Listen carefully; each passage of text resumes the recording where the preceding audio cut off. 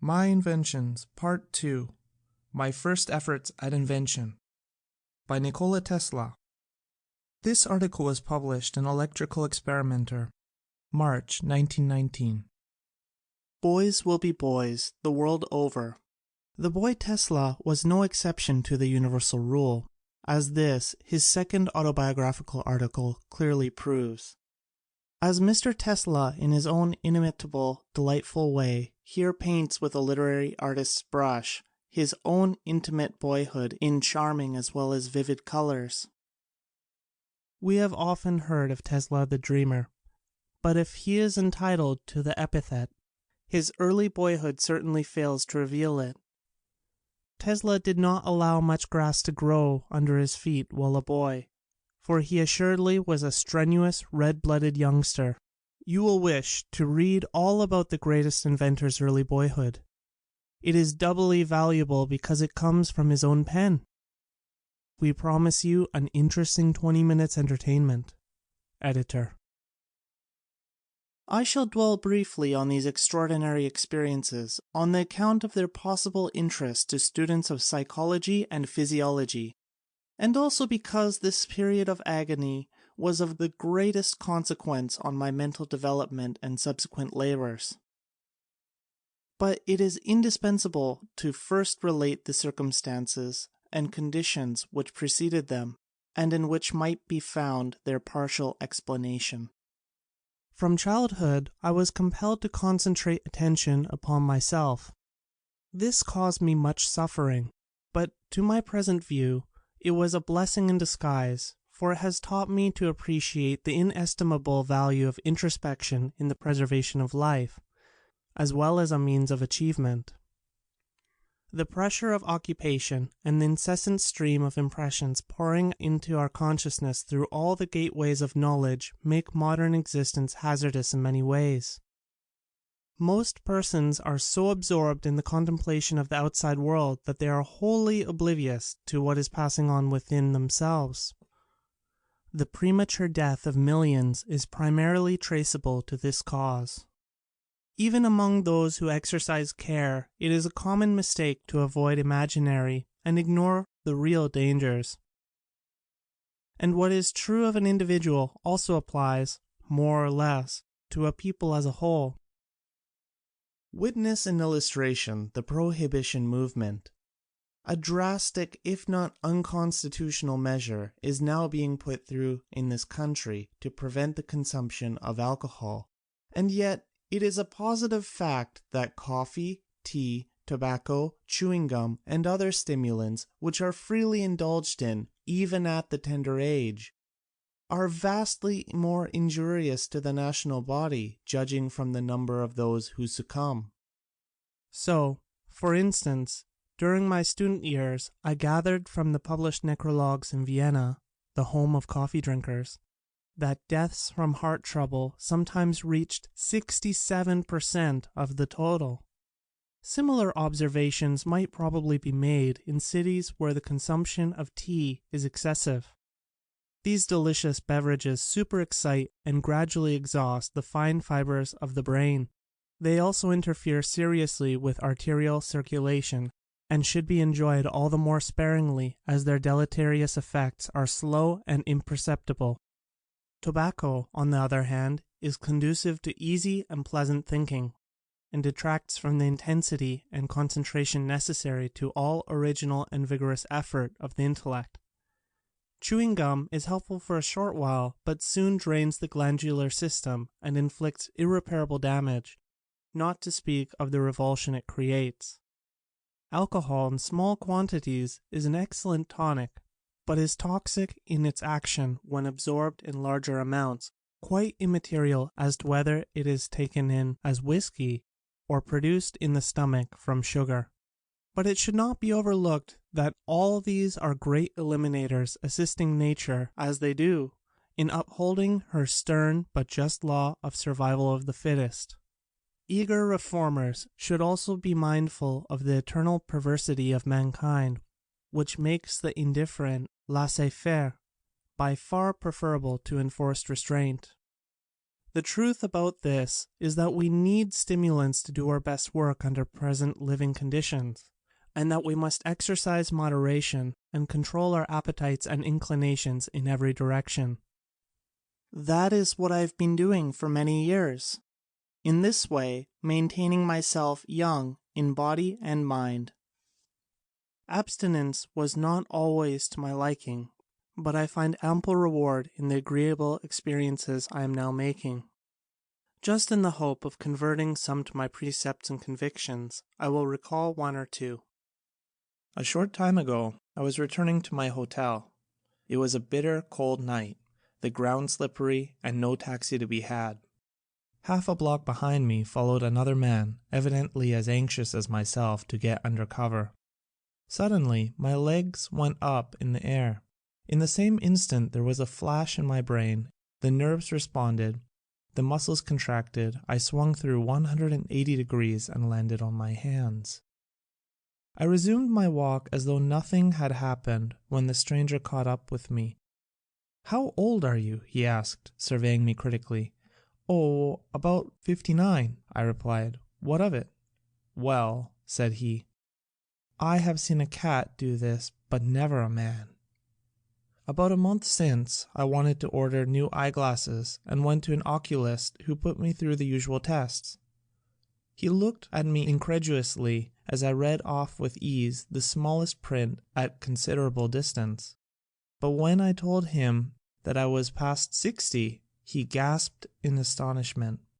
Friends of mine often remark that my suits fit me like gloves, but they do not know that all my clothing is made to measurements which were taken nearly 35 years ago and never changed. During this same period my weight has not varied 1 pound. In this connection I may tell a funny story. One evening in the winter of 1885, Mr. Edison, Edward H. Johnson, the president of the Edison Illuminating Company, Mr. Batchelor, manager of the works, and myself entered a little place opposite 65 Fifth Avenue, where the offices of the company were located. Someone suggested guessing weights, and I was induced to step on a scale. Edison felt me all over and said, "Tesla weighs 152 pounds to an ounce," and he guessed it exactly. Stripped, I weighed 142 pounds, and that is still my weight. I whispered to Mr. Johnson, "How is it possible that Edison could guess my weight so closely?" "Well," he said, lowering his voice, "I will tell you, confidentially, but you must not say anything. He was employed for a long time in a Chicago slaughterhouse, where he weighed thousands of hogs every day. That's why. My friend, the Honorable Chauncey M. Depew, tells of an Englishman on whom he sprung one of his original anecdotes and who listened with puzzled expression but, a year later, laughed out loud. I will frankly confess it took me longer than that to appreciate Johnson's joke. Now, my well-being is simply the result of a careful and measured mode of living, and perhaps the most astonishing thing is that 3 times in my youth I was rendered by illness a hopeless physical wreck and given up by physicians. More than this, through ignorance and lightheartedness, I got into all sorts of difficulties, dangers, and scrapes from which I extricated myself as by enchantment. I was almost drowned a dozen times, was nearly boiled alive, and just missed being cremated. I was entombed, lost, and frozen. I had hair-breadth escapes from mad dogs, hogs, and other wild animals. I passed through dreadful diseases, all kinds of odd mishaps, and that I am hale and hearty today seems like a miracle. But as I recall these incidents to my mind, I feel convinced that my preservation was not altogether accidental. An inventor's endeavor is essentially life-saving. Whether he harnesses forces, improves devices, or provides new comforts and conveniences, he is adding to the safety of our existence. He is also better qualified than the average individual to protect himself in peril, for he is observant and resourceful. If I had no other evidence that I was, in a measure, possessed of such qualities, I would find it in these personal experiences. The reader will be able to judge for himself if I mention one or two instances. On one occasion, when I was about 14 years old, I wanted to scare some friends who were bathing with me. My plan was to dive under a long floating structure and slip out quietly at the other end. Swimming and diving came to me as naturally as to a duck, and I was confident that I could perform the feat. Accordingly, I plunged into the water and, when out of view, turned around and proceeded rapidly towards the opposite side. Thinking that I was safely beyond the structure, I rose to the surface, but to my dismay struck a beam. Of course, I quickly dived and forged ahead with rapid strokes until my breath was beginning to give out. Rising for the second time, my head came again in contact with a beam. Now I was becoming desperate. However, summoning all my energy, I made a third frantic attempt, but the result was the same. The torture of suppressed breathing was getting unendurable. My brain was reeling and I felt myself sinking. At that moment, when my situation seemed absolutely hopeless, I experienced one of those flashes of light, and the structure above me appeared before my vision. I either discerned or guessed that there was little space between the surface of the water and the boards resting on the beams, and, with consciousness nearly gone, I floated up, pressed my mouth close to the planks, and managed to inhale a little air, unfortunately mingled with a spray of water which nearly choked me. Several times I repeated this procedure as in a dream until my heart, which was racing at a terrible rate, quieted down and I gained composure. After that I made a number of unsuccessful dives, having completely lost the sense of direction, but finally succeeded in getting out of the trap when my friends had already given me up and were fishing for my body. That bathing season was spoiled for me through recklessness, but I soon forgot the lesson, and only 2 years later I fell into a worse predicament. There was a large flour mill with a dam across the river near the city where I was studying at the time. As a rule, the height of the water was only 2 or 3 inches above the dam, and to swim out to it was a sport not very dangerous, in which I often indulged. One day I went alone to the river to enjoy myself as usual. When I was a short distance from the masonry, however, I was horrified to observe that the water had risen and was carrying me along swiftly. I tried to get away, but it was too late. Luckily, though, I saved myself from being swept over by taking hold of the wall with both hands. The pressure against my chest was great, and I was barely able to keep my head above the surface. Not a soul was in sight, and my voice was lost in the roar of the fall. Slowly and gradually I became exhausted and unable to withstand the strain longer. Just as I was about to let go, to be dashed against the rocks below, I saw in a flash of light a familiar diagram illustrating the hydraulic principle that the pressure of a fluid in motion is proportionate to the area exposed, and automatically I turned on my left side. As if by magic the pressure was reduced, and I found it comparatively easy in that position to resist the force of the stream. But the danger still confronted me. I knew that sooner or later I would be carried down, as it was not possible for any help to reach me in time, even if I attracted attention. I am ambidextrous now, but then I was left-handed and had comparatively little strength in my right arm. For this reason, I did not dare to turn on the other side to rest, and nothing remained but to slowly push my body along the dam. I had to get away from the mill towards which my face was turned, as the current there was much swifter and deeper. It was a long and painful ordeal, and I came near to failing at its very end, for I was confronted with a depression in the masonry. I managed to get over with the last ounce of my force, and fell in a swoon when I reached the bank, where I was found.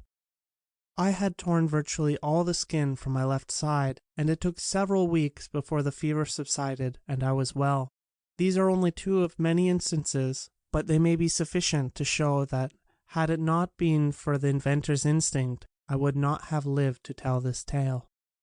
Interested people have often asked me how and when I began to invent.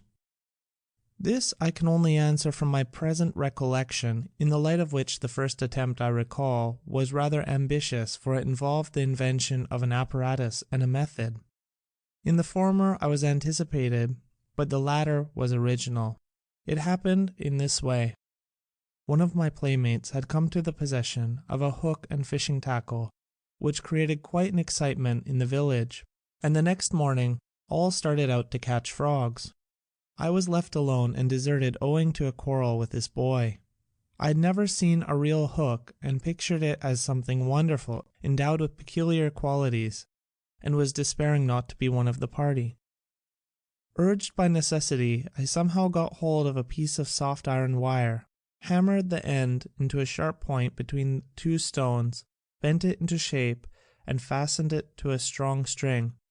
Then I cut a rod, gathered some bait, and went down to the brook where there were frogs in abundance. But I could not catch any and was almost discouraged when it occurred to me to dangle the empty hook in front of a frog sitting on a stump. At first he collapsed, but by and by his eyes bulged out and became bloodshot. He swelled to twice his normal size and made a vicious snap at the hook. Immediately I pulled him up. I tried the same thing again and again, and the method proved infallible. When my comrades, who in spite of their fine outfit had caught nothing, came to me, they were green with envy. For a long time I kept my secret and enjoyed the monopoly, but finally yielded to the spirit of Christmas. Every boy could then do the same, and the following summer brought disaster to the frogs. In my next attempt, I seem to have acted under the first instinctive impulse which later dominated me, to harness the energies of nature to the service of man. I did this through the medium of Maybugs, or June bugs as they are called in America, which were a veritable pest in the country, and sometimes broke the branches of trees by the sheer weight of their bodies. The bushes were black with them. I would attach as many as 4 of them to a cross piece, rotably arranged on a thin spindle, and transmit the motion of the same to a larger disc, and so derive considerable power. These creatures were remarkably efficient, for once they were started they had no sense to stop and continued whirling for hours and hours, and the hotter it was, the harder they worked. All went well until a strange boy came to the place. He was the son of a retired officer in the Austrian army. That urchin ate Maybugs alive and enjoyed them as though they were the finest Blue Point oysters. That disgusting sight terminated my endeavours in this promising field, and I have never since been able to touch a Maybug or any other insect for that matter. After that, I believe, I undertook to take apart and assemble the clocks of my grandfather. In the former operation, I was always successful, but often failed to the latter. So it came that he brought my work to a sudden halt in a matter not too delicate, and it took 30 years before I tackled another clockwork again. Shortly thereafter, I went into the manufacture of a kind of pop gun which comprised a hollow tube, a piston, and 2 plugs of hemp. When firing the gun, the piston was pressed against the stomach, and the tube was pushed back quickly with both hands. The air between the plugs was compressed and raised to high temperature, and one of them was expelled with a loud report. The art consisted in selecting a tube of the proper taper from the hollow stalks. I did very well with that gun, but my activities interfered with the window panes in our household and met with painful discouragement. If I remember rightly, I then took to carving swords from pieces of furniture which I could conveniently obtain. At that time I was under the sway of the Serbian national poetry and full of admiration for the feats of the heroes. I used to spend hours in mowing down my enemies in the form of cornstalks, which ruined the crops and netted me several spankings from my mother. Moreover, these were not of the formal kind, but the genuine article. I had all this and more behind me before I was 6 years old, and had passed through 1 year of elementary school in the village of Similjan where I was born. At this juncture we moved to the little city of Gospic nearby. This change of residence was like a calamity to me. It almost broke my heart to part from our pigeons, chickens, and sheep, and our magnificent flock of geese which used to rise to the clouds in the morning and return from the feeding grounds at sundown in battle formation, so perfect that it would have put a squadron of the very best aviators of the present day to shame. In our new house I was but a prisoner, watching the strange people I saw through the window blinds. My bashfulness was such that I would rather have faced a roaring lion than one of the city dudes who strolled about. But my hardest trial came on Sunday when I had to dress up and attend the service. There I meet with an accident the mere thought of which made my blood curdle like sour milk for years afterwards. It was my second adventure in a church. Not long before I was entombed for a night in an old chapel on an inaccessible mountain which was visited only once a year. It was an awful experience, but this one was worse. There was a wealthy lady in town, a good but pompous woman, who used to come to church gorgeously painted up and attired with an enormous train and attendants. One Sunday I had just finished ringing the bell in the belfry, and rushed downstairs when this grand dame was sweeping out and I jumped on her train. It tore off with a ripping noise which sounded like a salvo of musketry fired by raw recruits. My father was livid with rage. He gave me a gentle slap on the cheek, the only corporal punishment he ever administered to me, but I almost feel it now. The embarrassment and confusion that followed are indescribable. I was practically ostracized until something else happened that redeemed me in the estimation of the community. An enterprising young merchant had organized a fire department. A new fire engine was purchased, uniforms provided, and men drilled for service and parade. The engine was, in reality, a pump to be worked by 16 men, and was beautifully painted red and black. One afternoon the official trial was prepared for, and the machine was transported to the river. The entire population turned out to witness the great spectacle. When all the speeches and ceremonies were concluded, the command was given to pump, but not a drop of water came from the nozzle. The professors and experts tried in vain to locate the trouble. The fizzle was complete when I arrived at the scene. My knowledge of the mechanism was nil, and I knew next to nothing of air pressure, but instinctively I felt for the suction hose in the water and found that it had collapsed. When I waded in the river and opened it up, the water rushed forth, and not a few Sunday clothes were spoiled. Archimedes running naked through the streets of Syracuse and shouting "Eureka" at the top of his voice did not make a greater impression than myself. I was carried on the shoulders and was the hero of the day. Upon settling in the city, I began a 4 years course in the so-called normal school preparatory to my studies at the college or real gymnasium. During this period, my boyish efforts and exploits, as well as troubles, continued. Among other things, I attained the unique distinction of champion crow-catcher in the country. My method of procedure was extremely simple. I would go in the forest, hide in the bushes, and imitate the call of the bird. Usually I would get several answers, and in a short while a crow would flutter down into the shrubbery near me. After that, all I needed to do was to throw a piece of cardboard to distract its attention, jump up and grab it before it could extricate itself from the undergrowth. In this way I could capture as many as I desired, but on one occasion something occurred which made me respect them. I had caught a fine pair of birds and was returning home with a friend. When we left the forest, thousands of crows had gathered, making a frightful racket. In a few minutes they rose in pursuit and soon enveloped us.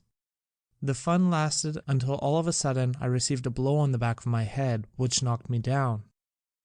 Then they attacked me viciously. I was compelled to release the two birds and was glad to join my friend who had taken refuge in a cave. In the schoolroom there were a few mechanical models which interested me and turned my attention to water turbines. I constructed many of these and found great pleasure in operating them. How extraordinary was my life, an incident may illustrate. My uncle had no use for this kind of pastime, and more than once rebuked me. I was fascinated by a description of Niagara Falls I had perused, and pictured in my imagination a big wheel run by the falls. I told my uncle that I would go to America and carry out this scheme. 30 years later, I saw my ideas carried out at Niagara, and marveled at the unfathomable mystery of the mind. I made all kinds of other contrivances and contraptions, but among these the arbalists I produced were the best. My arrows, when shot, disappeared from sight, and at close range traversed a plank of pine 1 inch thick. Through the continuous tightening of the bows I developed skin on my stomach very much like that of a crocodile, and I am often wondering whether it is due to this exercise that I am able even now to digest cobblestones. Nor can I pass in silence my performances with the sling, which would have enabled me to give a stunning exhibit at the Hippodrome. And now I will tell of one of my feats with this antique implement of war, which will strain to the utmost the credulity of the reader. I was practicing while walking with my uncle along the river. The sun was setting, the trout were playful, and from time to time one would shoot up into the air, its glistening body sharply defined against the projecting rock beyond. Of course, any boy might have hit a fish under these propitious conditions, but I undertook a much more difficult task, and I foretold to my uncle to the minutest detail what I intended doing. I was to hurl a stone to meet the fish, press its body against the rock, and cut it in two. It was no sooner said than done. My uncle looked at me almost scared out of his wits, and exclaimed, "Vade retro Satanas!" and it was a few days before he spoke to me again. Other records, however great, will be eclipsed, but I feel that I could peacefully rest on my laurels for 1,000 years. In the April issue, Mr. Tesla will describe in detail how he conceived one of his most important and far-reaching inventions, the rotary magnetic field. Editor. End of section 2.